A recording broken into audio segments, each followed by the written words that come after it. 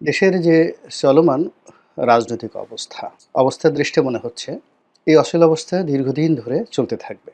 এর কারণ হলো যারা রাজনৈতিক পক্ষসমূহ রয়েছেন তাদের কারোর মধ্যেই যে মোড অফ নেগোসিয়েশন বলা হয় যেটিকে, সেই সমঝোতার যে তাদের যে দৃষ্টিভঙ্গি এটি তাদের মধ্যে নেই। ২ নম্বর হলো যে তারা যার অবস্থানে বা এক্সট্রিম রেজিস্ট্যান্স এই পর্যায়ে তারা আছেন। যে কটা শক্তি আছেন তারা কেউ ভয় পাচ্ছেন না প্রতিপক্ষকে। প্রতিপক্ষকে দমন করার জন্য হুমকি ধামকি, মব সন্ত্রাস থেকে শুরু করে মামলা মোকদ্দমা সবকিছু করা হচ্ছে। এতে অনেক মানুষ নির্যাতিত হচ্ছেন, অনেক মানুষ বাস্তুচ্যুত হচ্ছেন, কিন্তু সমস্যা হলো যে ভয় পাচ্ছেন না। কেউ ভয় পাচ্ছেন না। এখন এটাকে আপনি যদি ধরেন এনসিপি বনাম বিএনপি, বিএনপি বনাম জামাত, বিএনপি বনাম ইনুস সরকার, আর সকল পক্ষ বনাম আওয়ামী লীগ। আপনি দেখবেন যে একই চিত্র, একই দৃশ্য। গত ৯ মাসে রাজনৈতিক দলগুলোর মধ্যে কোনো বন্ধুত্ব হয়নি। বরং অতীতের যত বন্ধুত্ব হিসাব নিকাশ তছনছ হয়ে গিয়েছে। ফলে এই সময়টি, এই যে দুর্বিষহ সময়টি, এটি কতদিন এবং কিভাবে যাবে, এগুলো নিয়ে যারা রাজনৈতিক বিশ্লেষক তারা অনেকেই আলোচনা করার চেষ্টা করছে। যদিও আমাদের দেশে সত্যিকার অর্থে নিরপেক্ষভাবে কোনো একটি রাজনৈতিক দলকে সমালোচনা করা কিংবা কারোর ভালোটা ভালো বলা, মন্দকে মন্দ বলা, এই জিনিসটি খুবই কঠিন। এর কারণ হলো আমাদের যে মন এবং মানসিকতা, সেটি এমন একটা জায়গাতে আবদ্ধ, তা হলেও আপনি যদি কোনো একটি দলের সমর্থক হন, আপনি অন্য দলের ভালো বলতে পারবেন না। কিংবা আপনি যদি আ অন্য একটা দলের হন, তাহলে সেক্ষেত্রে নিজের দলের মন্দ বলতে পারবেন না। আরেকটা সমস্যা হলো যে আমাদের এই দেশে সত্যিকার অর্থে নিরপেক্ষ চিন্তা এবং চেতনার মন মানসিকতা সম্পন্ন লোকজনের সংখ্যা খুবই কম। ফলে কি হলো যে চারিদিক থেকে শুধু সংঘাত, সংঘাত, সংঘাত। তো এই বিষয়ে আলোচনা না করে আমরা আজকের যে শিরোনাম, সেই শিরোনাম হলো আওয়ামী লীগের ভবিষ্যৎ। সেটি নিয়ে আলোচনা করব। আওয়ামী লীগের পতনের পরে অনেকে ভেবেছিল যে এই দলটি একেবারে শেষ হয়ে যাবে। আগামী ১০০ বছর এই দলের কোনো অস্তিত্ব থাকবে না, অথবা এই দল একেবারে নিঃশেষ হয়ে যাবে। পরবর্তীতে যখন দেখা গেল যে না, এই দলটি নিঃশেষ হচ্ছে না, বরং যেখান তাদের সম্ভব সেখান থেকে তারা উকিঝুঁকি দিচ্ছে। তারপরে শেষে তারা সংগঠিত হওয়ার চেষ্টা করছে। তারা তাদের নিজেদের যে অবস্থান সেটি জানান দিচ্ছে এবং তাদের যে প্রস্তুতি, সেই প্রস্তুতি স্পষ্টতই লক্ষ্য করা যাচ্ছে। ফলে আওয়ামী লীগের যারা প্রতিপক্ষ, তারা তাদের যে কৌশল, সেই কৌশলের যে এক্সট্রিম যে পদ্ধতি সেটি তারা প্রয়োগ করা শুরু করলো। ইতিমধ্যে আওয়ামী লীগ নিষিদ্ধ করা হয়েছে। তার আগে ছাত্রলীগকে নিষিদ্ধ করা হয়েছে। এখন আওয়ামী লীগ কী করবে? দেখা গেল যে আওয়ামী লীগ নিষিদ্ধ হওয়ার পরে পুরো পরিস্থিতি দেশের এবং দেশের বাইরের সরকারের নিয়ন্ত্রণের বাইরে চলে গেছে। স্বয়ং ডক্টর মোহাম্মদ ইউনূস তিনি নিজে বলেছেন যে আওয়ামী লীগ নিষিদ্ধ করার পরে একটা যুদ্ধের পরিস্থিতি তৈরি হয়ে গেছে এবং আওয়ামী লীগ নিষিদ্ধ হওয়ার পর আওয়ামী লীগ যে কাজগুলো করেনি, সেই কাজগুলো এখন তারা করা শুরু করেছে। আমি একে একে বলছি। প্রথমত তাদের বাংলাদেশে বিভিন্ন জায়গাতে ঝটিকা মিছিল, এই মিছিলের সংখ্যা বাড়িয়ে দিয়েছে। দেশের বাইরে থেকে তাদের যে বক্তব্য, বিবৃতি, সভা, সমিতি, সেমিনার, এগুলো তারা বাড়িয়ে দিয়েছে। তাদের ভাষা সংযত হয়েছে। তারা অনলাইনে অর্থাৎ ফেসবুকে, ইউটিউবে, এরপরে অন্যান্য সামাজিক মাধ্যম থেকে শুরু করে সিএনএন, আল জাজিরার মতো বিখ্যাত প্রতিষ্ঠান এবং ভারত এবং আমেরিকার যে সকল মূলধারার গণমাধ্যম রয়েছেন, প্রিন্ট মিডিয়া রয়েছেন, সেখানে যেভাবে বক্তব্য দিচ্ছেন এবং যেভাবে ও সকল পত্রপত্রিকায় আওয়ামী লীগের মিশন এবং ভিশন নিয়ে তারা যেভাবে প্রচারণা চালাচ্ছেন, এটি আওয়ামী লীগ বিরোধীদের জন্য রীতিমতো অশনির সংকেত। ২ নম্বর হলো যে তাদের বন্ধু রাষ্ট্র হিসেবে পরিচিত ভারত ক্রমশই আওয়ামী লীগের প্রতি তাদের যে সমর্থন এটি বাড়িয়ে দিচ্ছে। অন্যদিকে স্পষ্টতই বোঝা যাচ্ছে যে আমেরিকা, জাপান এবং চীন, এই ৩টি বৃহৎ রাষ্ট্র, তারা আওয়ামী লীগকে মাইনাস করে কোনো কথা চিন্তা করছে না, বরং তারা মনে করছে যে অনেকটা এই দল ফিরে আসতে পারে, তো কাজেই তাদের সঙ্গে নতুন করে যে যোগাযোগ স্থাপিত হচ্ছে এটি বোঝা যাচ্ছে, সব দিক থেকে বোঝা যাচ্ছে। সরকারের নড়াচড়া এবং বিদেশি রাষ্ট্রদূতদের কথাবার্তা এবং রাজনীতির যে একটা গম্ভীর যে অবস্থা, গোমট ভাব যেটিকে বলা হয়, তা দেখে কিন্তু এটা বোঝা যাচ্ছে। সবচেয়ে আওয়ামী লীগের জন্য এই মুহূর্তে সুসংবাদ হলো আওয়ামী লীগের তৃতীয় প্রজন্ম সামনের দিকে চলে আসছে এবং বাংলাদেশের রাজনীতিতে এই মুহূর্তে অন্য কোনো রাজনৈতিক দলের তৃতীয় প্রজন্ম সামনে এসে নেতৃত্ব দেওয়ার মতো পর্যায়ে নেই। এখন আওয়ামী লীগের প্রথম প্রজন্ম ৬০-এর দশকে যারা নেতৃত্ব দিয়েছেন এবং ৭০-এর দশকে বঙ্গবন্ধু এবং তার সহ যারা কর্মী। দ্বিতীয় প্রজন্ম হলো ৮০-এর দশক এবং ৯০-এর দশকে যারা নেতৃত্ব দিয়েছেন এবং এই তৃতীয় প্রজন্ম হলো ২০০০ সনের পরে যাদের নেতৃত্ব আমরা দেখতে পাচ্ছি ২০০১ থেকে, এবং এদের সবার বয়সই ৫০-এর নিচে। তো এই যে তৃতীয় প্রজন্মের যে সকল নেতৃবৃন্দ আওয়ামী লীগে আছে, ঠিক ওই পর্যায়ের অল্প কয়েকজন নেতা বিএনপিতে আছেন। কিন্তু আওয়ামী লীগের নেতাদের যে আন্তর্জাতিকতা, তাদের শিক্ষা এবং তাদের যে গ্রুমিং, তাদের যে পদবি এবং পোর্টফোলিও, এর সমপর্যায়ে হয়তো বিএনপিতে সম্ভব ছিল। কিন্তু বিএনপি যেহেতু ওই রাষ্ট্র ক্ষমতার যে সুযোগটি সেটি পায়নি, ফলে তাদের গ্রুমিং হয়নি। আমি উদাহরণ দিলেই জিনিসটা বুঝতে পারবেন। যেমন আপনি গত কয়েকদিনে সাবেক শিক্ষামন্ত্রী মহিবুল হাসান চৌধুরী, মানে চট্টগ্রামের মহিউদ্দিন চৌধুরী সাহেবের ছেলের অনেকগুলো সাক্ষাৎকার দেখেছেন ইন্টারন্যাশনাল মিডিয়াতে।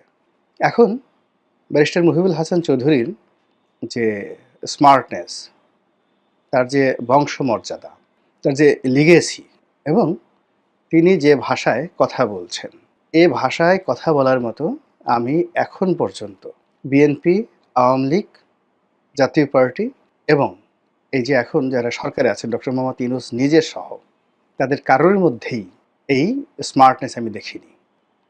প্রত্যুৎপন্নমতিতে হঠাৎ করে কথা বলা, সাবলীলভাবে ইংরেজিতে কথা বলা এবং কথা বলতে গিয়ে ধীর এবং স্থির। যেমন আমি নিজে দীর্ঘদিন ধরে কথা বলি, কিন্তু গত কয়েকদিনে আমি দেখলাম যে আমি কথা বলতে গিয়ে যখন আবেগপ্রবণ হয়ে যাচ্ছি, তখন আমার চোখ দুটো গোল গোল হয়ে যাচ্ছে ব্যারিস্টার ফুয়াদের মতো, স্থির থাকতে পারছি না। মুক্তিযুদ্ধের কথা যখন আসে বা অন্য যে কোনো বিষয় যখন আসে, আমি কথা বলতে গিয়ে আবেগপ্রবণ হয়ে যাই। আমার হাত সাধারণত নড়ে না, কিন্তু ইদানিং দেখা যাচ্ছে যে মাঝে মধ্যে আমার হাত উঠে যায়। ফুয়াদের একই অবস্থা, ব্যারিস্টার ফুয়াদেরও একই অবস্থা। কথা কিন্তু একেবারে আপনি ফেলে দিতে পারবেন না, কিন্তু সে তার আবেগকে নিয়ন্ত্রণ করতে পারে না। আমিও তৃতীয় প্রজন্মের রাজনীতিবিদ, ফুয়াদ সম্ভবত তৃতীয় প্রজন্মের রাজনীতিবিদ, তার মানে বয়সের দিক থেকে, কিন্তু ফ্যামিলি লিগেছি হয়তো সেই প্রথম জেনারেশনের। তো সেই দিক থেকে মহিউদ্দিন চৌধুরী সাহেবের যে ছেলে, তার যে বক্তব্য, আমি দেখলাম যে আমার চাইতে অনেক অনেক চৌকস। মানে তিনি বলে যাচ্ছেন কিন্তু তার চোখ গোল গোল হচ্ছে না, মুখের অভিব্যক্তির কোনো পরিবর্তন নাই, চোয়াল শক্ত হচ্ছে না। তিনি তার মতো করে কঠিন কঠিন প্রশ্নসমূহের উত্তর তিনি দিয়ে যাচ্ছেন। তো এই যে আমি একজনের উদাহরণ দিলাম। এখন মহিউদ্দিন চৌধুরীর ছেলের সঙ্গে যদি তুলনা করতে হয়, তাহলে এখানে আমির খসরু মাহমুদ চৌধুরী, আবদুল্লাহ আল নোমান সাহেবের ছেলে, তারপরে শেষে সালাউদ্দিন কাদের চৌধুরী সাহেবের ছেলে, উনাদের সঙ্গে তুলনা করা যেতে পারে। কিংবা মীর নাসির সাহেবের ছেলে মীর হেলাল, তাদের যে ট্র্যাডিশন, রক্তের যে ধারা, বংশমর্যাদা, শিক্ষা-দীক্ষা সব কিছু রয়েছে। কিন্তু মহিবুল হাসান চৌধুরী একেবারে একটা মন্ত্রণালয়ের মন্ত্রী হিসাবে তার ভিতরে যে স্থিরতা এসেছে, তার ভিতরে যে দৃঢ়তা এসেছে, এটা শেখ হাসিনা তাকে ওইভাবে তৈরি করেছেন। আবার একই সঙ্গে শেখ হাসিনা সালাউদ্দিন কাদের চৌধুরীর ছেলেকে আয়নাঘরে ঢুকিয়ে এমন থেরাপি দিয়েছেন যে এখন তিনি ইচ্ছা করলেও মহিবুল হাসান চৌধুরীর মতো কথা বলতে পারবেন না। দ্বিতীয়ত, বিএনপির মতো যে দল, সেটি এই তার যে তৃতীয় প্রজন্ম, সেই তৃতীয় প্রজন্মকে পদ পদবি দ্বারা ওভাবে দাঁড় করায়নি যেভাবে আওয়ামী লীগ দাঁড় করিয়েছে। আওয়ামী লীগে যদি আপনি ধরেন যাদের বাবার পরিচয় আছে, দাদার পরিচয় আছে, আপনি ধরেন খালিদ মাহমুদ চৌধুরী, তারপরে খালিদ মাহমুদ চৌধুরীর বাবা মন্ত্রী ছিলেন, শেখর তার বাবা মন্ত্রী ছিলেন, এরপর আপনি খালিদ মাহমুদ চৌধুরী, শেখর, এখানে মহিবুল হাসান চৌধুরী, এরপর আরো অনেকের নাম আপনি আ বলতে পারবেন। যেমন রাকেশ রহমান। এখন সে মন্ত্রী হয়নি, এমপি হয়নি। কিন্তু তার সঙ্গে ডিবেট করার মতো, বার্গেনিং করার মতো সত্যিকার অর্থে এখন অন্যান্য দলে কয়জন লোক রয়েছে? তিনি এখন দেশের বাইরে রয়েছেন। এরকম অন্ততপক্ষে আওয়ামী লীগের মধ্যে আ ৫০ জনের মতো যুবক রয়েছেন যাদের বয়স ৫০ এর নিচে, যারা শিক্ষা, দীক্ষা, অর্থ, বিত্ত, বংশমর্যাদা থেকে শুরু করে প্রায় সব ক্ষেত্রে রাজনৈতিক অঙ্গনে সুপারস্টার। তাদের সামনে আপনি আর্মির একজন মেজর জেনারেলকে বসিয়ে দেন, বিসিএস পাশ করে একজন ক্যাবিনেট সচিবকে বসিয়ে দেন। এই মানুষগুলিকে তারা পরিচালনা করে আসছেন। এরকম ৫০ জন লোক আওয়ামী লীগে রয়েছে, নারী এবং পুরুষ, যারা মানে এমপি হয়েছেন, মন্ত্রী হয়েছেন, দল পরিচালনা করেছেন, নেতৃত্ব পরিচালনা করেছেন এবং এই যে একটা বিরূপ অবস্থায় আবার দলকে উদ্ধার করার জন্য এগিয়ে এসেছেন। আওয়ামী লীগের সিনিয়র নেতৃত্বের মধ্যে যারা করাপ্টেড হয়ে গেছেন, যারা মাইনাসের খাতায় চলে গেছেন। এখন আপনি যত কথাই বলেন না কেন, ওই যে ভূমিমন্ত্রী ছিলেন জাভেদ, ৩য় প্রজন্মের নেতা। ৪০০ বাড়ি করেছেন, সবকিছু বাদ দেন। কিন্তু তিনি যে ভূমি মন্ত্রণালয় চালিয়ে গেছেন, আপনি তার মন্ত্রণালয়ে একটা দুর্নীতি তিনি করেছেন খুঁজে বের করেন তো। অথবা তার মতো করে মন্ত্রণালয় চালিয়েছেন। গত ৫০ বছরে এরকম একটা মন্ত্রণালয় দেখান যে অত্যন্ত শক্ত হাতে এবং পুরো মন্ত্রণালয়ের যে সিস্টেমটি র্যাডিক্যালি চেঞ্জ করে দিয়েছেন। এবং তিনি যদি কথা বলেন, জাভেদ যদি কথা বলেন, তার সেই যে দুর্নীতির কথা ৪০০ বাড়ি এটা নিয়ে তদন্ত হচ্ছে, তারপরে শেষে তার টাকা পাচার নিয়ে কথাবার্তা হচ্ছে, সেটা ভিন্ন একটা বিষয়। তার যুক্তি আছে সে দীর্ঘদিন ধরে ব্যবসা বাণিজ্য করছেন এবং আপনারা জানেন যে আখতারুজ্জামান চৌধুরী বাবু বাংলাদেশের মধ্যে সবচেয়ে পুরনো ধনী এবং সেই এরশাদ সাহেব যখন ক্ষমতায় আসেননি, সে ৭০-এর দশকে, তখন থেকে তিনি আমেরিকাতে বাড়ি গাড়ির মালিক। তো তার সন্তানেরা, আখতারুজ্জামান চৌধুরীর সন্তানেরা, তারা লন্ডনে আমেরিকাতে বাড়ি করবে, ব্যবসা বাণিজ্য করবে এবং তারা আপনার আমার মতো রাস্তার কাছে ঘুরবেন, তারপরে বিকাশ থেকে নগদ থেকে টাকা উত্তোলন করবেন, চুরি চামারি করবেন, তারপরে বাংলাদেশ থেকে সেই আমরা যে সকল ছোট ছোট চিন্তা করি, কারণ বাজার থেকে চাঁদা তুলবেন এবং সেই টাকা পাচার করে লন্ডনে বাড়ি করবেন। ওটা আপনি আপনি চিন্তা করতে পারেন, কিন্তু আমি যেহেতু জাভেদ এদেরকে চিনি, ঘনিষ্ঠভাবে চিনি, এটা আমার কাছে গ্রহণযোগ্য নয়। তাদের ব্যবসায় বাংলাদেশের থেকে অনিয়ম হতে পারে, কিন্তু ওটা একটা ভিন্ন প্রসঙ্গ। কিন্তু আপনি জাভেদের শিক্ষা যদি ধরেন, দীক্ষা যদি ধরেন, তার এই যে সে একটা ব্যাংক চালিয়েছে, ইউনাইটেড কমার্শিয়াল ব্যাংক। এখন তার প্রতিপক্ষ এই ব্যাংকটা দখল করছে, কিন্তু তার সময়টিতে এই ইউনাইটেড কমার্শিয়াল ব্যাংকটা যে পর্যায়ে চলে গিয়েছিল, সম্মানে, কর্তৃত্বে, কীর্তিত্বে, সুনামে, সুখ্যাতিতে, এটা ইউসিবল ব্যাংক জন্মের পরে এভাবে হয়নি। এরকম জাভেদ আছে, মহিবুল হাসান চৌধুরী আছে, শেখর আছে, খালিদ মাহমুদ চৌধুরী আছে, এইভাবে অনেক, মেয়েদের মধ্যে আরও অনেক আছে যারা তৃতীয় প্রজন্মে আওয়ামী লীগের যে রাজনীতি, সেই রাজনীতির সম্মুখ সারিতে এখন চলে আসছে। এবং এরা যদি নেতৃত্বের আসনে দাঁড়ায়, ৫০ জন নেতৃত্বের আসনে দাঁড়ায়, আন্তর্জাতিক অঙ্গনে, দেশের বাইরে, তাদের সামনে ইংরেজিতে, বাংলাতে কথা বলার লোক বাংলাদেশে নেই। তারা যদি কলম ধরে, তাদের সামনে কলম ধরার লোকও নেই। এমনি আপনি যতই বলেন না কেন, সজীব অজিত জয়কে হাতের ট্যাটু এঁকেছে, গালাগালি করছেন পিনাকির ভাষায়, যত কিছুই বলেন না কেন, তার লেভেল অফ থিঙ্কিং, তার বন্ধু-বান্ধব, আপনি এই ঢাকা শহরে কেউ কি বলতে পারবে যে জয় ঠিক কোনো টুন্ডা বাবু, টোকাই সাগর, মুরগি মিলন এদের সাথে জয়ের সম্পর্ক ছিল, বন্ধুত্ব ছিল, কিংবা বাংলাদেশের কোনো নায়িকা, গায়িকার সঙ্গে জয়ের যৌন সম্পর্ক ছিল, কিংবা বিভিন্ন জায়গাতে যে হেরেম আছে আমাদের এখানে, যেমন পাপিয়া কাণ্ড আছে, অমুক কাণ্ড আছে, বিভিন্ন সময় রাজনৈতিক নেতারা এমনকি সেই বলিউড থেকে নায়িকা গায়িকাদেরকে এনে তাদের যে বিকৃত রুচি চরিতার্থ করে। জয় সম্পর্কে এই ধরনের কথা কেউ বলতে পারবেন যে আমার এই সর্বনাশটা আমাকে করেছে? আল্টিমেটলি মূল ব্যাপার হলো যে আপনি জয় ধরেন, পুতুল ধরেন, তৃতীয় প্রজন্মের। এখন পুতুল যখন কথা বলেন, আপনি দেখেন তো এই যে WHO তে তিনি একটা আঞ্চলিক অফিস চালাচ্ছেন। যে কটা আন্তর্জাতিক সেমিনারে বক্তব্য দিয়েছেন, যে কটা ভিডিও বার্তা দিয়েছেন, তার যে উচ্চারণ এবং তার যে বাচনভঙ্গি, এবং তার যে দৃঢ়তা, তার উপর এত ঝড় বয়ে যাচ্ছে, সেই ঝড়ের কোনো লক্ষণ কি আপনি পুতুলের বক্তব্যে দেখেছেন? জয়ের ক্ষেত্রে প্রযোজ্য। আবার ওদিকে যদি আপনি শেখ রেহানার জেনারেশনে যান, এখানে ৩ জন রূপন্তী, টিউলিপ এবং ববি। তাদের যে মেধা, যোগ্যতা, লেখাপড়া সব মিলিয়ে এমন একটা পর্যায়ে তারা ৩য় প্রজন্মটাকে দাঁড় করিয়েছে। ওই প্রজন্মে আপনি এখন জাতীয় পার্টি, জামাত, বিএনপি, এনসিপি, অন্যান্য যারা রাজনৈতিক দল রয়েছে, আপনি একবার একটু কল্পনা করেন তো, যুদ্ধটা আগামীর যে রাজনৈতিক যে যুদ্ধ, প্রতিযোগিতা, এই প্রতিযোগিতায় কারা এগিয়ে আছে? আর এই প্রতিযোগিতা করার জন্য যে অর্থ দরকার, সেই অর্থটা আল্টিমেটলি আওয়ামী লীগ এটা ২০০১ সনেই তারা সিদ্ধান্ত নিয়েছে যে তারা ওই ভুল করবে না। অর্থাৎ ২০০১ সনে আওয়ামী লীগ সিদ্ধান্ত নিয়েছে রাজনৈতিক দল হিসেবে যে তারা টাকা রোজগার করবে। এর কারণ হলো বিএনপি যে তাদের